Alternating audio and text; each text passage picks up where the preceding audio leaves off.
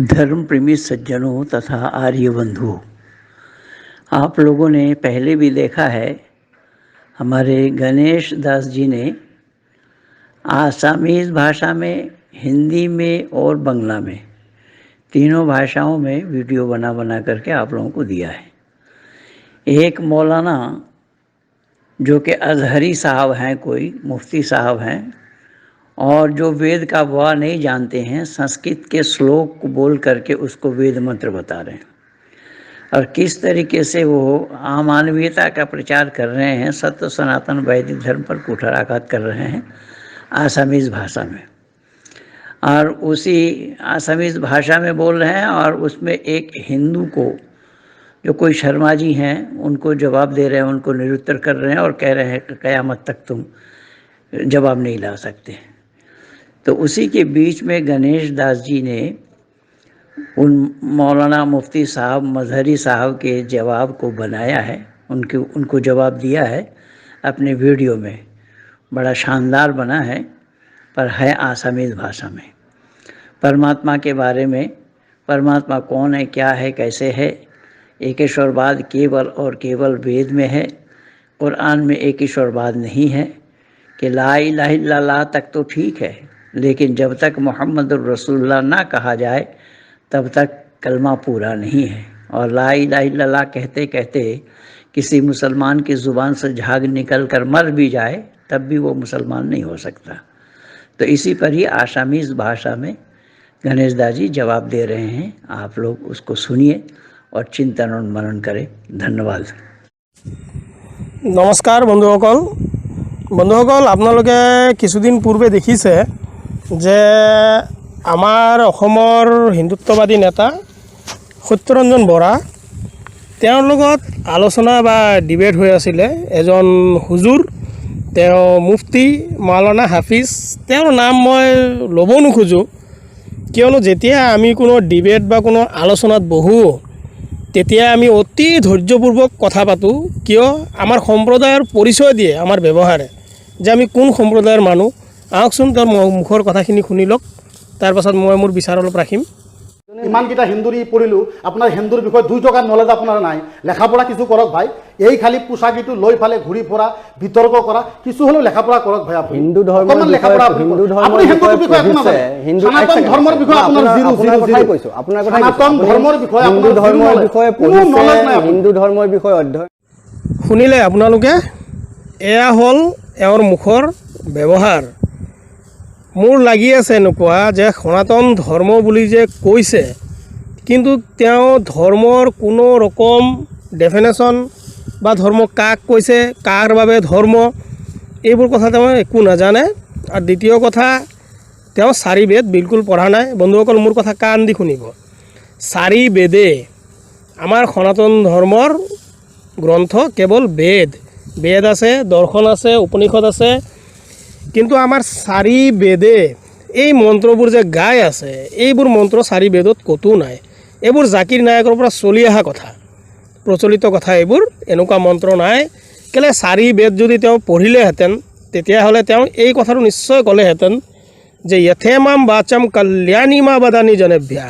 ইয়াৰ অৰ্থ হ'ল ইয়াৰ কল্যাণী বাণী, এই বেদৰ কল্যাণী বাণী সমস্ত মানৱ মাত্ৰৰ বাবে। ইয়াত হিন্দু মুছলিম বুলি কোনো কথা নাই। তেওঁ একচুৱেলি বেদ পঢ়া নাই, তাৰ বাবে কৈ আছে। কিন্তু যোনখন বেদত মন্ত্ৰ আছে, কল্যাণী বাণী আছে, কাৰ বাবে? মানৱ মাত্ৰৰ বাবে। সেই বেদখনত তেওঁ হজৰত মহম্মদ চাহাবক বিচাৰি পাইছে। আহক আগলৈকে শুনো আৰু কি মন্ত্ৰ গাই আছে তেওঁ।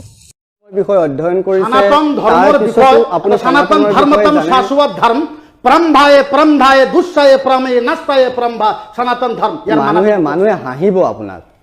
ইমানখিনি যদি আপোনাৰ ওপৰত হাঁহিব, আপোনাক চাই পেলাই মোৰ মহব্বত লাগি আছে। ইমানখিনি যদি আপোনাৰ অৱস্থা মই জীৱনত এনেকুৱা দেখা নাই। আপোনাৰ যিমান টেলিভিছন চেনেলত মই চাইছো, আপোনাৰ চেহেৰাটো এনেকুৱা মই দেখা নাই। ইমানখিনি যদি আপুনি এনেকুৱা চেহেৰা মই আপোনাৰ দেখা নাই। যদি আপুনি জানে, চেহেৰাতে মোৰ হাঁহি ওলাই আছে। আৰে আজহাৰী হুজুৰ, আপুনি মানে আপোনাৰ নামো মই ল'ব খোজা নাই। কিয়? জ্ঞানবান ব্যক্তিৰ নাম লৈ ভাল লাগে, কিন্তু জ্ঞানহীন ব্যক্তিৰ নাম লৈ ভাল নালাগে। আপুনি যিবোৰ মন্ত্ৰ পঢ়িছে আমাৰ বৈদিক শাস্ত্ৰ, হিন্দু গ্ৰন্থত এনেকুৱা মন্ত্ৰ নাচতে নাচতে হাসতে হাসতে এইবোৰ নাই, কেতিয়াও নাই। বন্ধুসকল খুব মন দি শুনিব। এয়া মই পাঠ কৰিছোঁ যজুৰ্বেদ অধ্যায় 40 মন্ত্ৰ সংখ্যা 16। ইয়াৰ ব্যাখ্যাটো প্ৰথম মই দিলোঁ আপোনালোকক। ইয়াত লিখিছে, হে অগ্নিস্বৰূপ প্ৰকাশস্বৰূপ পৰমাত্মা আমাক কুপথৰ পৰা যাবলৈ সুপথ প্ৰদৰ্শন কৰা, প্ৰজ্ঞানজ্যোতি প্ৰকাশ কৰা। ইয়াৰ কাৰণেই আমি বাৰে বাৰে তোমাৰ স্তুতি কৰা কৰ্তব্য। মানে মানৱ জীৱনত একমাত্ৰ ঈশ্বৰক প্ৰাপ্তি কৰিবলৈ এইটো এটা উত্তম জীৱন, মানৱ এটা শ্ৰেষ্ঠ প্ৰাণী। এই মন্ত্ৰত কোৱা হৈছে, ওম আগ্নেয় সুপথাৰায় আসমানি বিশ্বানি দেৱ বায়ুনানি বিদ্বান ইয় ধ্যাসমজ্জুহুৰানামেনু ভূৱেষ্ঠান্তে নম উক্তিম বিদেমা। আজহাৰী হুজুৰ, আপুনি অলপ বেদ পঢ়াৰ চেষ্টা কৰক। এইবোৰ অজ্ঞানী লিখীয়া কথা পাতি মানুহক বুৰ্বক নবনাব। কিয় বেদ আপুনি অকলে পঢ়া নাই, কিন্তু আৰু বেদৰ বিষয়েতো আপোনাৰ কোনো নলেজে নাই। বেদ হৈছে আদি সৃষ্টিৰ পৰা কাৰ জ্ঞান? পৰমাত্মাৰ জ্ঞান। যিমানখিনি আপুনি বিচাৰে তাতকৈ বেছি উপাৰ্জন কৰিব পাৰিব। আপোনালোকৰ কোনো সাম্প্ৰদায়িক বা কোনো সামাজিক কিতাপ আমাৰ 4 বেদ বিলকুল নহয়। আহক বন্ধুসকল আগলৈকে শুনো।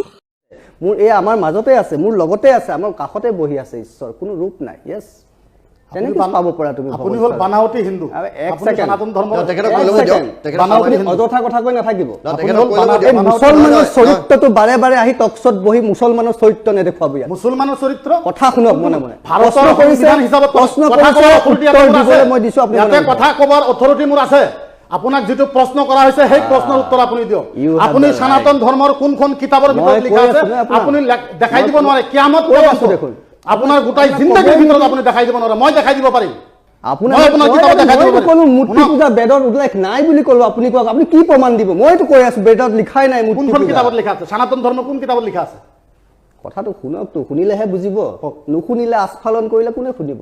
তেনেহ'লে আস্ফালনে কৰিব আছে কৰি থাকক, মই মনে মনে বহি থাকোঁ, আপুনি বকি থাকক। আপুনি এক ছেকেণ্ড, এতিয়া চুপ থাকক। 2 ছেকেণ্ড খালি, 2 ছেকেণ্ড। তাৰপিছত যি কৈছে যে সৰ্বপল্লী ৰাধাকৃষ্ণৰ ফিলচফি অফ হিন্দুইজিম যিখন কিতাপ।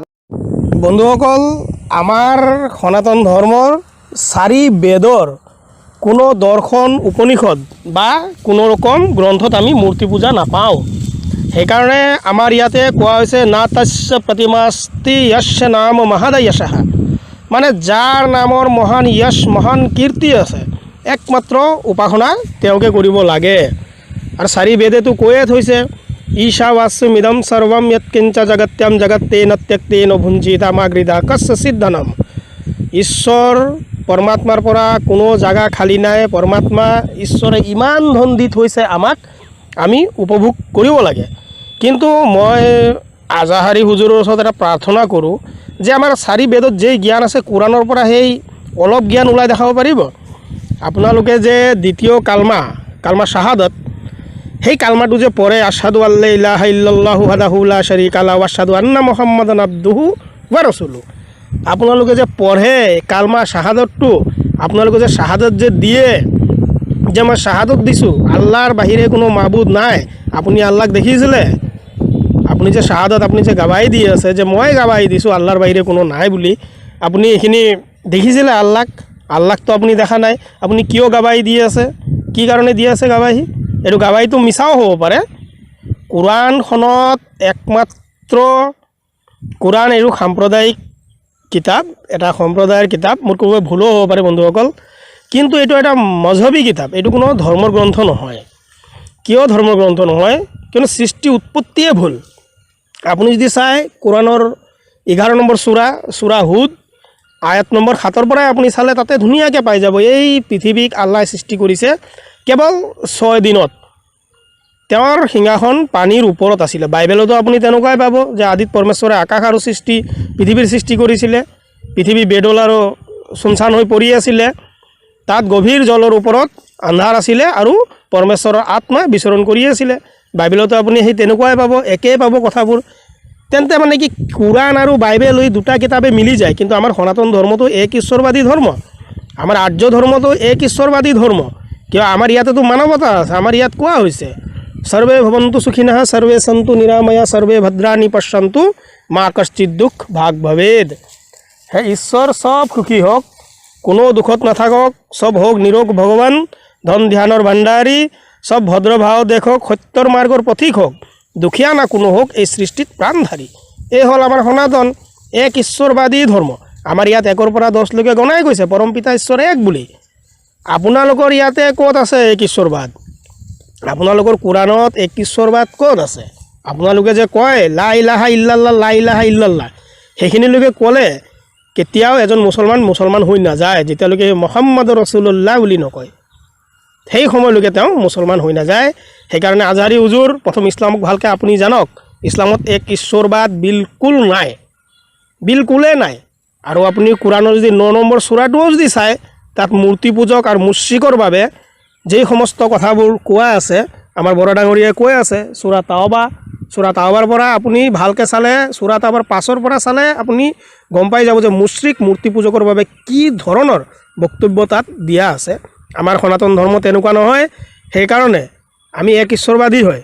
আপোনালোকৰ এক ঈশ্বৰবাদ কোৰাণত বিলকুল নাই। আপুনি যদি কথা পাতিব খোজে আহিব পাৰে আমাৰ লগত আলোচনা কৰিবলৈ, কিন্তু আপুনি যেনেকুৱা আলোচনা কৰি আছে তেনেকুৱা আলোচনা আমি নুশুনো। আমাৰ সম্প্ৰদায়, আমাৰ সনাতন ধৰ্মী তেনেকুৱা কথা নাপাতে। আপুনি যেতিয়া এই ৰকম কথা পাতিব তেতিয়া সন্দেহ হয় যে আপোনাৰ জ্ঞানহীন, আপোনাৰ জ্ঞান শেষ। আৰু যিবোৰ মন্ত্ৰ আপুনি পঢ়ি আছে, যিবোৰ আপুনি পাঠ কৰি আছে, আপোনাৰ ওচৰত বেদ ৰাখি দিলে আপুনি এইবোৰ এটা মন্ত্ৰও দেখাব নোৱাৰে। এইবোৰ ব্যক্তিগত আপুনি সমস্ত দি আছে, তাত সমস্ত ব্যক্তিগত মন্ত্ৰ পঢ়ি আছে আপুনি। ইয়াতে বেদ বেদান্তৰ দৰ্শন উপনিষদ আমাৰ ভাৰতীয় সংস্কৃতিৰ যিমান ৰকম মন্ত্ৰ আছে, আপুনি পৰা বক্তব্য দিয়া মন্ত্ৰবোৰৰ লগত কোনো তালমেল নাই। এইবোৰ বিলকুল বেলেগ, আপুনি দিয়াটো বিলকুল ভুল। ধন্যবাদ বন্ধুসকল। যে কিছুমান কথা আছিলে, আমি আহিব নোখোজোঁ কাৰো ওচৰত আমি আহিব নোখোজোঁ, কাৰো ওচৰত আমি কথা পাতিবও নোখোজোঁ। কিয়? আমি ধাৰ্মিক মানুহ, আমি ধৰ্মৰ ওপৰত আচৰণ কৰা মানুহ, আমি ধৰ্মক বুজি পাওঁ। কিন্তু যেতিয়া আপুনি বেদৰ ওপৰত কথা পাতিব তেতিয়া নিশ্চয় আমি কথা পাতিম। কিন্তু কিয়? বেদক আমি ভালকৈ বুজি পাইছোঁ। আৰু যদি আপোনাৰ বুজিবলৈ মন আছে হুজুৰ, আপুনি আহি যাওক, চাওঁ আপুনি কিমানখিনি জানে। ধন্যবাদ সবক। तो आप लोगों ने देखा और सुना गणेश दास जी किस तरीके से मौलाना मुफ्ती मजहरी साहब को जवाब दे रहे हैं, और वो ये भी बतला रहे हैं कि वैदिक संस्कृति में किस तरीके से प्राणी मात्र की भलाई की बातें हैं जो कुरान में नहीं है। जैसा उन्होंने उदाहरण दिया, सर्वे भवन्तु सुखिनः सर्वे सन्तु निरामया सर्वे भद्राणि पश्यन्तु माँ कश्चित् दुर्भाग भवेत् का। लेकिन कुरान में इसका विपरीत है। कुरान में अल्लाह ने जिक्र फरमाया, वक़ाल नूहु रब्बि ला तज़र अलल अर्दि मिनल काफ़िरीन दय्यारा इन्नका इन तज़रहुम युज़िल्लु इबादक वला यलिदु इल्ला फ़ाजिरन कफ़्फ़ारा वब्बिग़फिर ली वलिवलिदैय वलिमन दख़ल बैती मुमिनन वलिलमुमिनीन वल्मुमिनात वला तज़िदि ज़ालिमीन इल्ला तबारा। हज़रत नूह अलैहिस्सलाम ने अल्लाह से दुआ मांगी और कहा कि अल्लाह दुनिया वालों को फना कर दे, दुनिया वालों को ध्वंस कर दे, दुनिया वालों का बेड़ा गारत कर दे, हमें बचा, हमारा बीवी बच्चा को बचा, हमारा अहल व अयाल को बचा, जो लोग हमारे घर में दाखिल हैं उन लोगों को बचा, बाकी दुनिया वालों को फना कर दे। और एक दो जगह नहीं, कई जगह है ये इस तरीके की। तो क्या ये अमानवीयता की बातें नहीं हैं, जहाँ मानव मात्र के कल्याण की बात की जा रही हो और यहाँ मानवता की हत्या की जा रही हो? तो दोनों में अंतर नहीं होगा। यही गणेश दास जी बोल रहे थे कि हमारे यहाँ सर्वे भवन्तु सुखिनः की बातें हैं जो इस्लाम में नहीं है। आप लोग इसको अच्छे ढंग से सुनिए। वीडियो अच्छी लगे तो लाइक कीजिए, शेयर कीजिए, सब्सक्राइब कीजिए, आइकन बेल दबाना ना भूलना। इन्हीं शब्दों के साथ पंडित महेंद्र पाल आर्य। धन्यवाद।